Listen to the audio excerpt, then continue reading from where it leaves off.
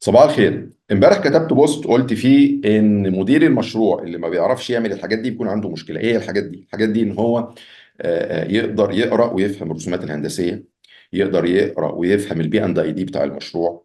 لما يتعرض عليه بامب كيرف اللي هي المنحنيات الاداء بتاع الطرمبات يقدر يفهمها ويقراها.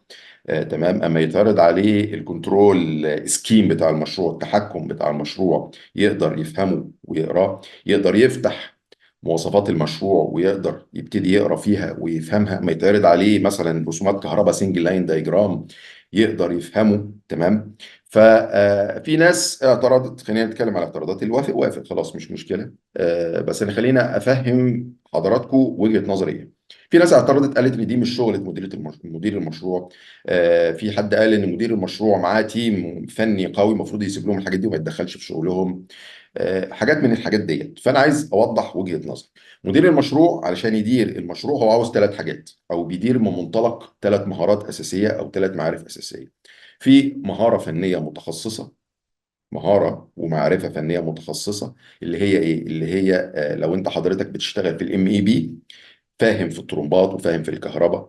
عندك مثلا ماسك مشروع طريق، فاهم في الطريق وتدبيش الطريق والاسفلت بتاع الطريق، بتعمل كونستراكشن، فاهم في اللبشه وفي الرفت وفي الكابولي والحاجات ديت. تمام.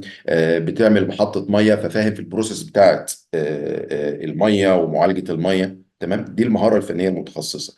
تاني حاجه مهاره فنيه متخصصه ليها علاقه باداره المشروعات نفسها، اللي هو علم اداره المشروعات. ازاي بيعمل انيشيشن للمشروع، مرورا بالبلاننج بالمونيتورنج اند كنترول لحد الكلوزنج بتاع المشروع. بيعرف يقرا في الجداول الزمنيه، ويعرف الريسورس لودنج والحاجات ديت. معلش انا بستخدم مصطلحات انجليزي مفترض ان انتوا حضراتكم عارفينها يعني. تمام.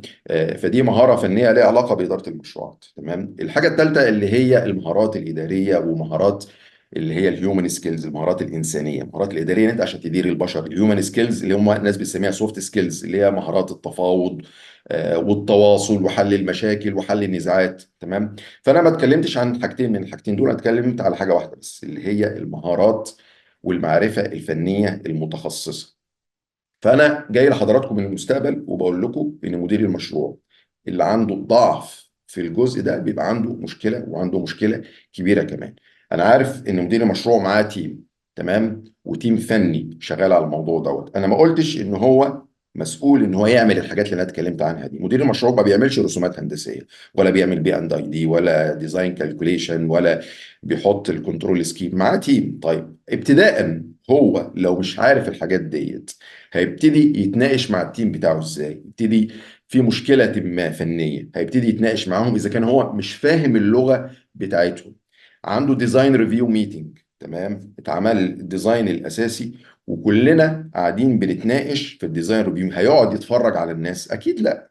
طيب واحد يقول لي ما هو ممكن يكون مثلا مدير المشروع مهندس مدني، ايه علاقته بالكهرباء؟ انا فاهم، بس انا بقول لحضرتك مدير المشروع القوي لازم يبقى فاهم الحاجات ديت.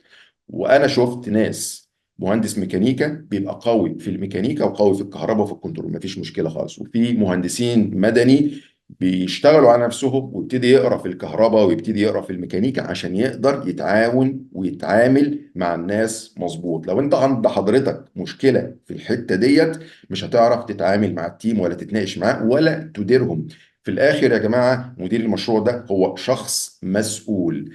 فلما مهندس الكهرباء يخطئ في الاخر، هو اخطأ ماشي، بس انت في الاخر مسؤول. فلازم يكون عندك الحد الادنى من المعلومات والمهارات الفنية ان انت تدير التيم بتاعك فنيا، مش تعمل شغلهم، تديرهم، تناقشهم.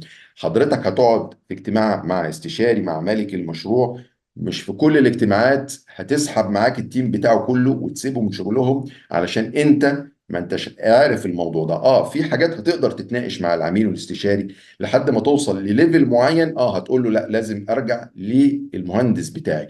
بس في كده جزء كده لازم انت حضرتك تقوم بيه، لازم تتناقش، تعرف تتناقش مع الناس فيه. مش كل حاجه تقول لا انا هرفع سماعه التليفون اجيب مهندس التحكم ومهندس الكهرباء ومهندس الميكانيكا، واما يتعرض عليك ما يقول لك مثلا الاستشاري يقول لك افتح صفحه كذا في البتاع، لازم تعرف تقرا المواصفات.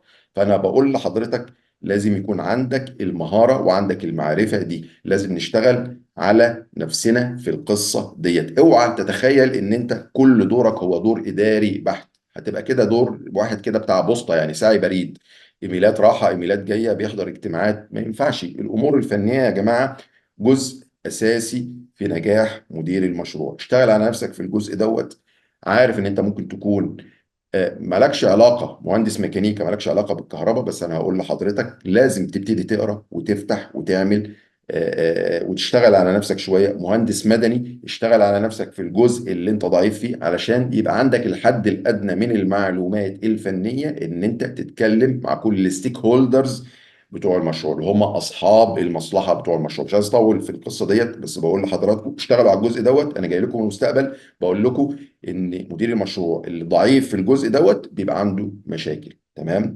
ومدير المشروع اللي بيبقى قوي في الحته ديت بيبقى ده بريفليج ليه، ودي نقطه قوه ليه. بس كده يا جماعه، السلام عليكم.